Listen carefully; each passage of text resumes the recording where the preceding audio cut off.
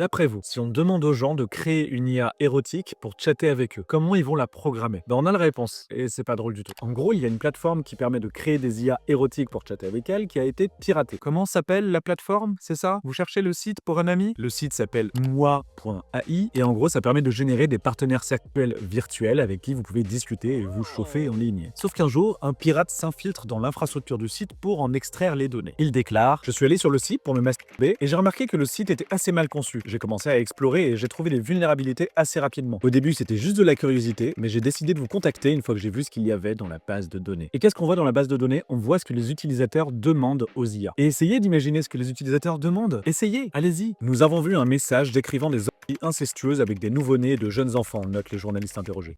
D'autres requêtes concernent l'utilisation d'esclaves sexuels, la torture ou encore des actions brutales sans consentement. Eh oui, les humains, les humains, les humains. Le détail de l'histoire, c'est qu'on constate que la plupart des chatbots qui ont été créés ont été programmés pour être mineurs. Et il y a plus de 30 000 requêtes qui disent 13 ans. Presque autant qui voudraient une IA prépubère. Et vous savez quoi, je crois que je vais juste arrêter cette histoire ici. Vous connaissez déjà la nature humaine, vous la connaissiez déjà avant. C'est pas l'IA qui va changer quoi que ce soit. Si tu me suis, je te raconterai une histoire un peu moins dark la prochaine fois. Enfin, j'essaierai.